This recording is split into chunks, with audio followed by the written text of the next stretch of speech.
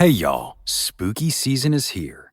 And if you're looking for a show to whet your appetite for a little haunted history, then I'd like to invite you to check out Southern Gothic, a chart-topping history podcast that explores some of the most infamous legends, folklore, ghost stories, and hauntings of the American South.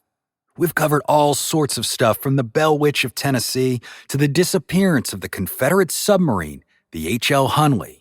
Not to mention our deep dives into the local lore of some of America's oldest and most haunted cities, like New Orleans, Charleston, and St. Augustine. So, if you're ready for a little good old-fashioned Halloween storytelling with a commitment to quality historical research, then be sure to check out Southern Gothic today. It's available now on all your favorite podcast apps.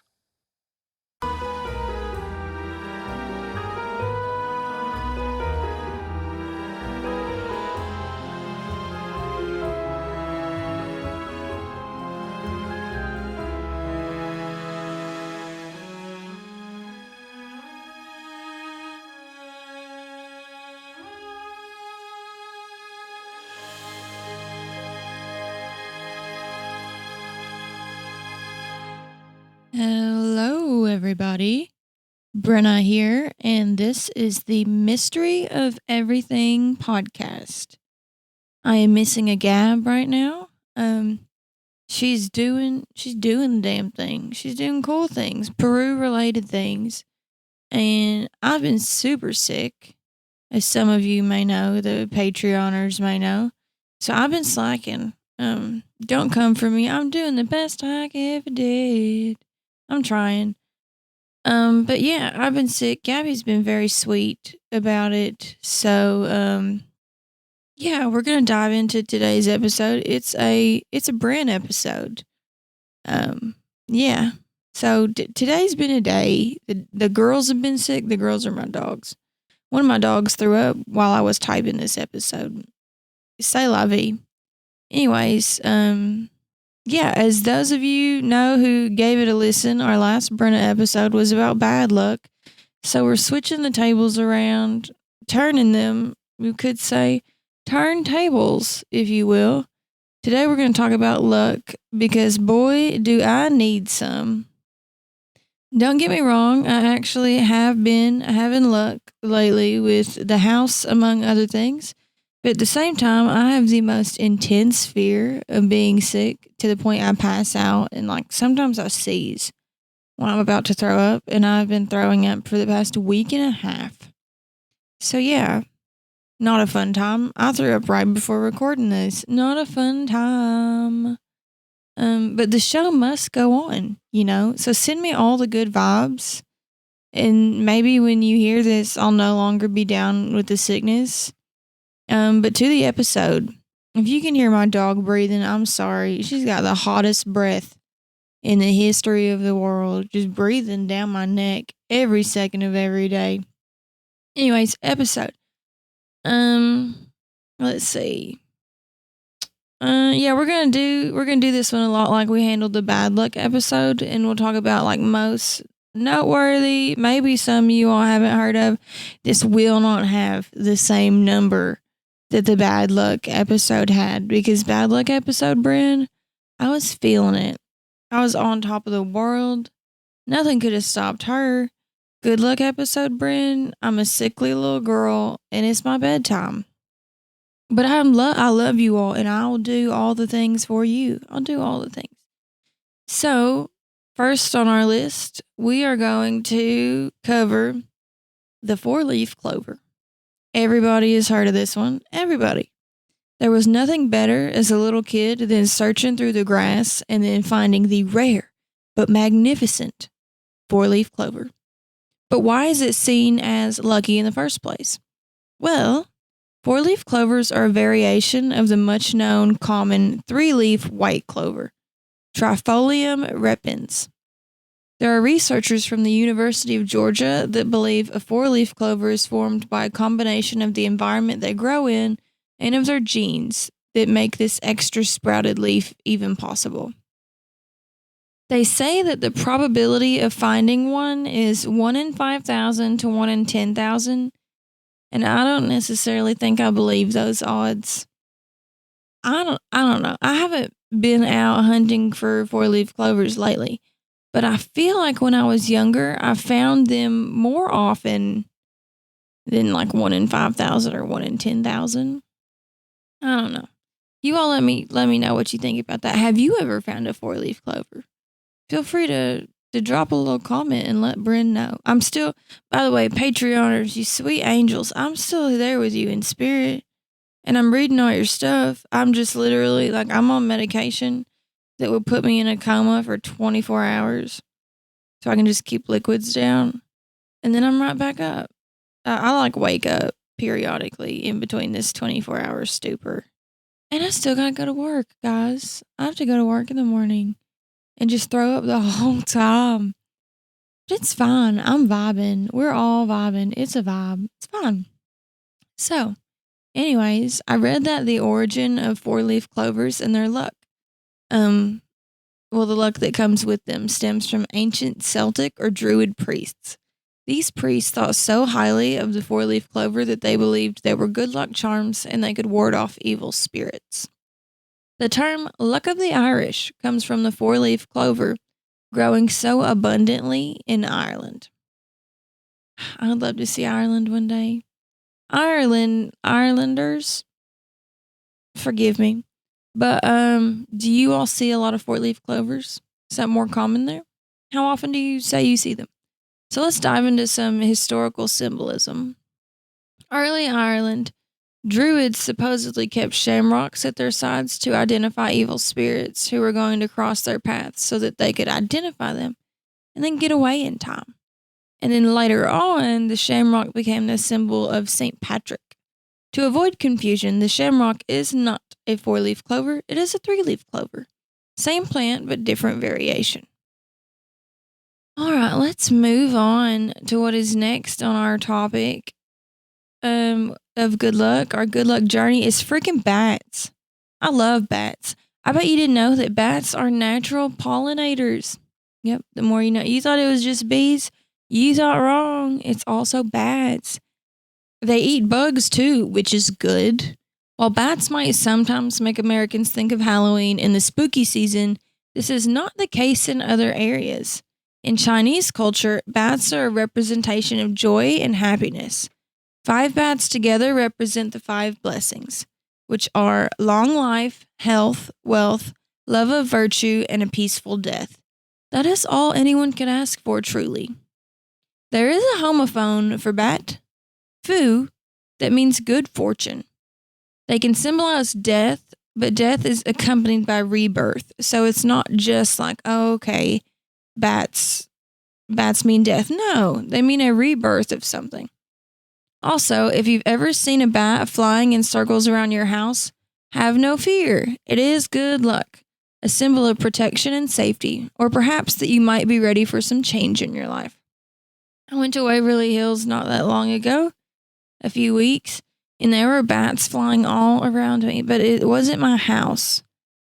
Of course, it was Waverly Hills, so I wonder what that means. In all honesty, it's probably just because I had a flashlight and, light attracts bugs and then bugs attract bats. But regardless, maybe it was a symbol of good luck. Who knows? We can look at it that way.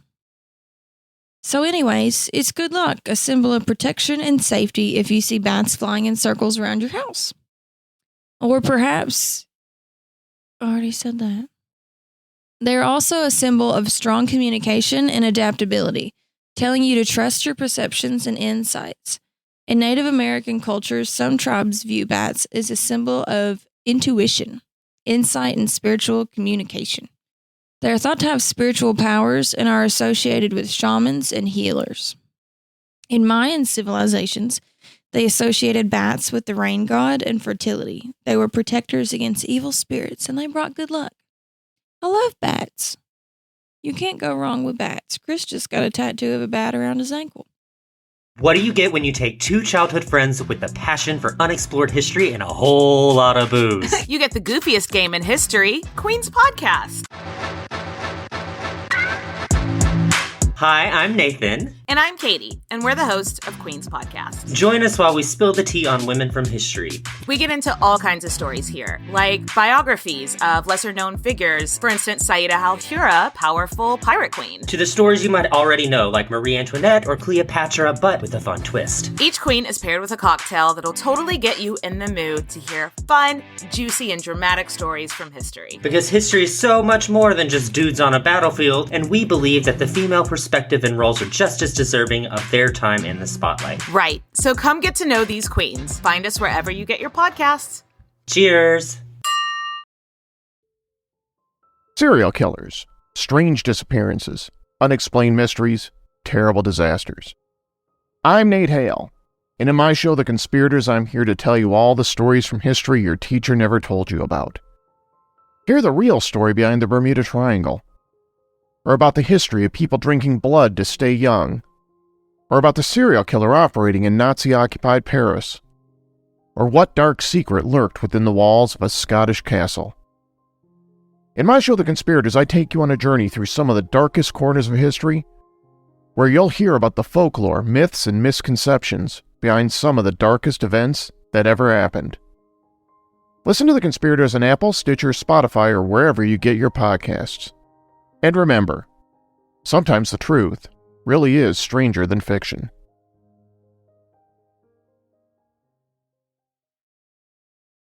All right, next up on our journey. This one's probably my favorite, frogs. I love frogs. Frogs remind me of my granny. When my mama was younger, my granny used to have to check her diaper after she'd been playing outside because my mama would stuff frogs in her diaper. But like, not to mention their good luck. So who wouldn't want frogs in your diaper? Am I right? Good luck with frogs is associated with money, good relationships, careers, health, and overall well-being. They're mostly known for prosperity and fortune. Let's look at some froggy superstitions. If a frog comes into your house, that is a sign of good luck.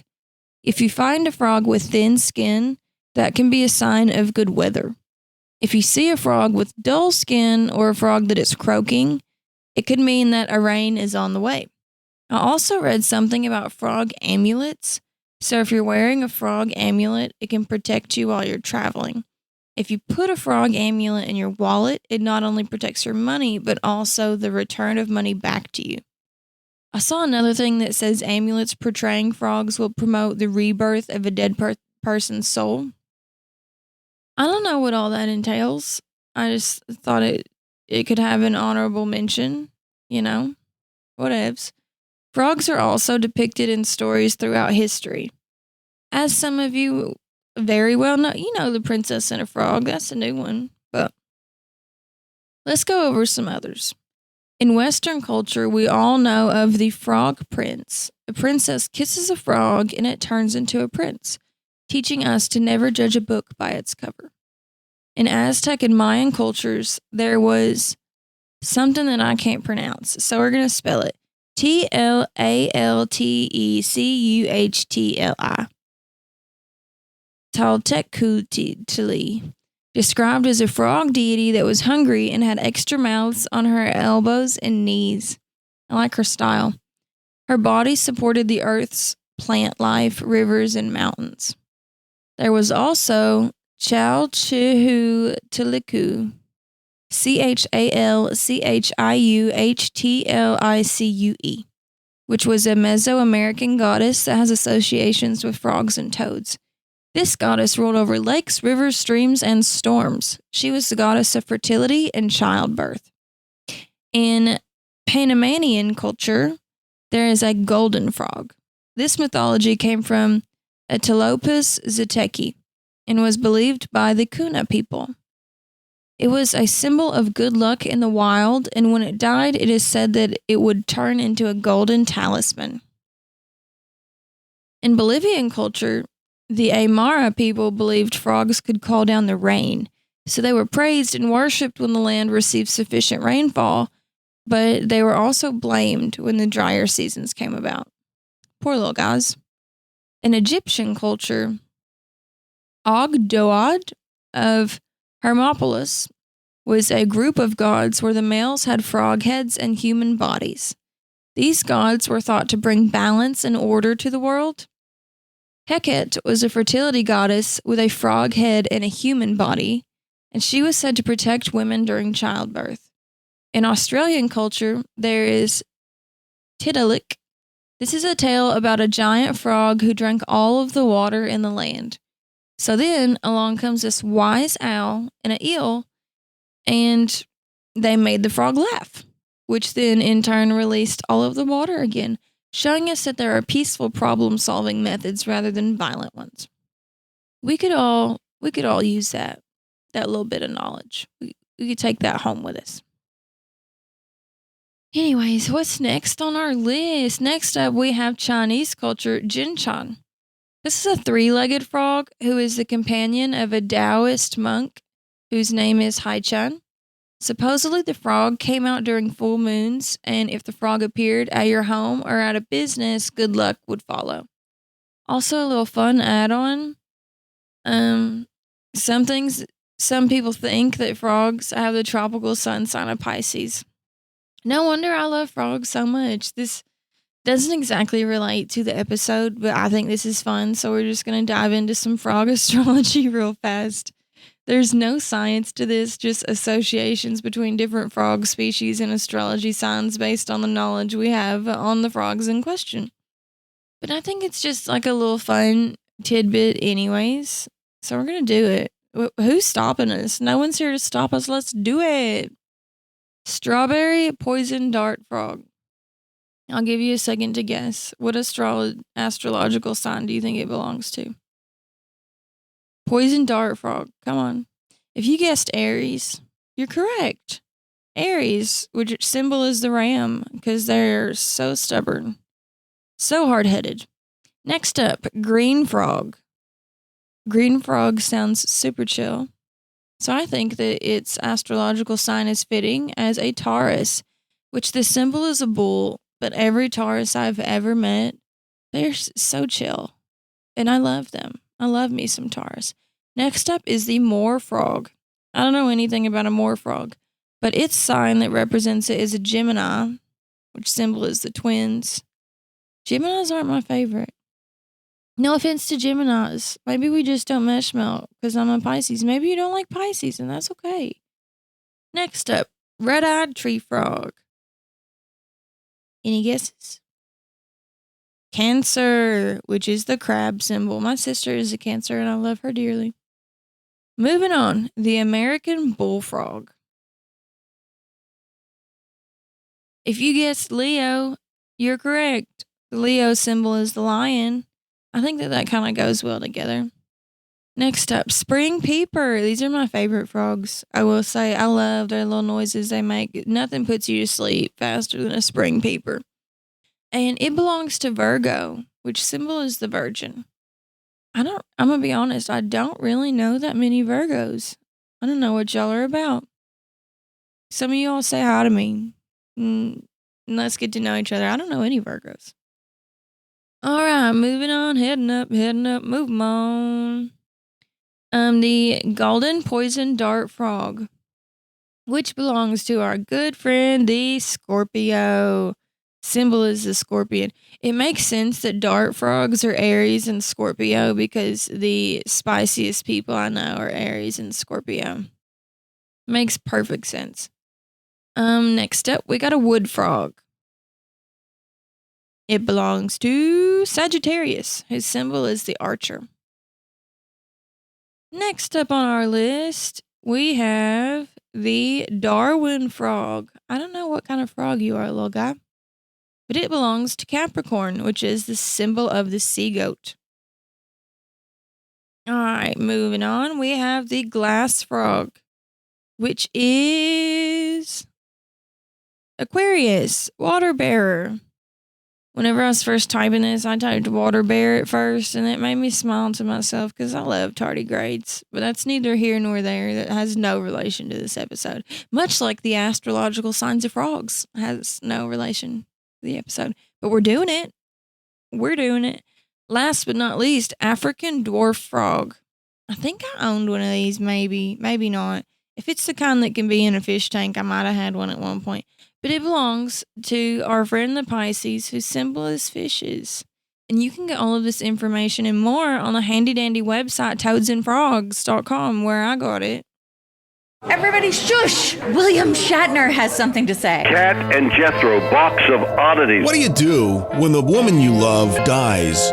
Well, of course, you dig her up and you live with her. Aww. The show examines weird things. There are plenty of old photographs from this time period of children out in the streets playing in and among the dead horse carcasses. Oh, I miss those days. Things used to be so much simpler. Cat and Jethro. Then there's the urine wheel, which sounds like a really bad game show. Thing done weird things.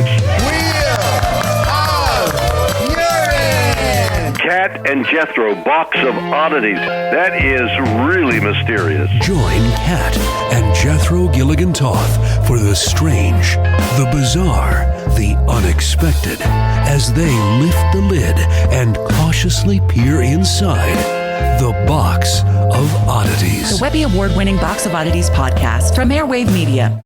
So this is History Uncovered, and I'm Kalina. And I'm Austin. We are the co-hosts of the show. History Uncovered is a podcast presented by All That's Interesting, where we both are writers. We cover all sorts of topics: true crime, unsolved mysteries, history, folklore, the paranormal, you name it. We've been doing this now for more than 100 episodes, covering a wide range of topics, and probably something that's bound to be interesting for everyone out there. Absolutely. And in addition to our normal episodes, we also do a history happy hour about the recent news in the world of history and archaeology, which we cover daily on the site, as well as important historical anniversaries. We also have done some special series. We've done one on the Titanic, doing one on Jack the Ripper, done one about some famous UFO sightings. So if all of that sounds like something that might be interesting to you, and you like having a good time, learning new things, and maybe laughing or just groaning at some bad puns, check out History Uncovered everywhere you get your podcasts. Okay. Next on our list, we're going to discuss coins. Were you expecting coins? Because you should have, because coins are lucky, and we're going to talk about them. Find a penny, pick it up. All day long, you'll have good luck. Or maybe you've tossed a coin into a fountain and made a wish before. Or like a jar of pennies. Do you have a jar of pennies in your kitchen? Because you should. A jar of pennies in the kitchen is said to bring good luck, which I need to do now. I need all the luck. Give me all the luck. Leap year coins apparently bring good fortune, which we'll briefly talk about them a little later. Ooh, I didn't know this one, but carrying a coin minted in your birth year brings good luck. I like that. And if you get change back on a Monday, it's good luck for the whole week to find a penny in the mix. Also, if you carry a coin in your clothes, that too is good luck wherever you go. I've also heard that if you find a penny on heads, that it's good luck for the day, but if it's on tails, you should leave it be. And also, apparently, there's a lucky list of coins, and I'm going to list it for you. I'll briefly talk about some of them, not all of them. But first up on our list is leap year Mercury dime. This one is found in the United States, which the Mercury dime is lucky in itself. It doesn't just have to be leap year, but of course leap year is going to add on to the luck. But the lucky silver dimes are made from 1916 to 1945, not just on a leap year. These are lucky because they are made up of 90% silver and 10% copper.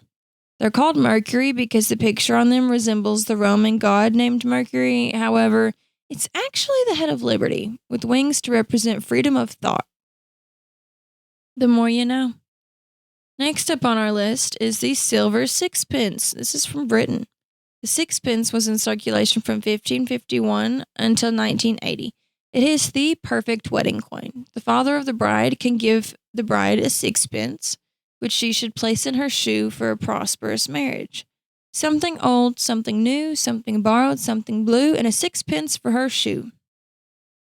Next up on our list is 5 yen, and this is the lucky coin in Japan. Following the 5 yen, we have feng shui coins in China. These coins attract wealth and success. They are round and they have a hole in the middle in the shape of a square. The The round part represents the heavens, while the square part is a symbol of the four corners of the earth. 3 of these coins tied together represents the heaven, the earth, and mankind. And then last on our lucky coin list is the silver dollar in the United States. So, coins that have holes in them are apparently very lucky. This is an old English superstition that says if you carry a coin with a hole in it in your purse, pocket, wallet, etc., that you'll never be without money. But if there is a new moon, use caution and take the coin with the hole out of your pocket or purse or whatever. You have to hold it in your hand and spit on it for good luck before returning it back to your pocket. That makes so much sense, right? Makes perfect sense. Bent coins are good luck, along with any that are damaged or crooked. If you have a bent coin, you can give it to a person you deeply care about, and this will bring good luck. You are also never supposed to leave your house with an empty wallet, so keep a penny in your wallet and in your pocket for good luck. If you notice it's a new moon, don't forget to move the coins in your pocket around also. Everyone should carry a pocket piece coin. Everybody should carry a pocket piece coin. This coin is special. Whether it's only special to you or it's ancient or rare, doesn't matter. It could just have a lucky symbol on it, whatever floats your boat. But when you carry it in your pocket and you put your hand in your pocket and touch it, you should get a sense of security and know that it's leading you on the right path. And I cannot emphasize this enough. You must never, ever, ever, ever, ever spend this coin. Never. Should I say it again? Don't spend it. Do not spend it. Don't spend it. Okay, next. President Theodore Roosevelt had a pocket piece. Bet you didn't know that. You probably did. You guys are smart. He kept an ancient Greek coin with an owl symbol that was almost 2,500 years old in his pocket. I would like to touch that coin. Maybe. I don't know. I'm scared. Maybe. It is also good luck if you find a coin during a storm that could have fallen from heaven and are very lucky. So if it's next time it's storming, why don't you guys go outside and look around and find a coin and give it to your good pal, Bryn. Okay, I told you guys this was a short episode, and some of you who are going to leave me mean comments are probably like, well, thank God, it's almost over. But guys, I don't feel good. Cut Bryn some slack. Okay, cut Bryn some slack. But before we do end an episode, and one day when I'm feeling better, we're gonna do the good luck episode, the good luck that it deserves. We're gonna do it justice. We're gonna list so much shit that you'll have to pause the episode and come back. So you'll be like, this episode's so fucking long, Brenna. Today's not that day. But before we end this episode, we're gonna go over some popular good luck charms. Charms. I said that weird. Charms. This is gonna be brief, quick, with like little explanation because I'm a level with you guys. I'm feeling like I'm gonna throw up. Fun. First up, did you know that turtles are a symbol of protection? Well, if you didn't, you do now. I can see that with turtles, truly. I love them. I love those little guys.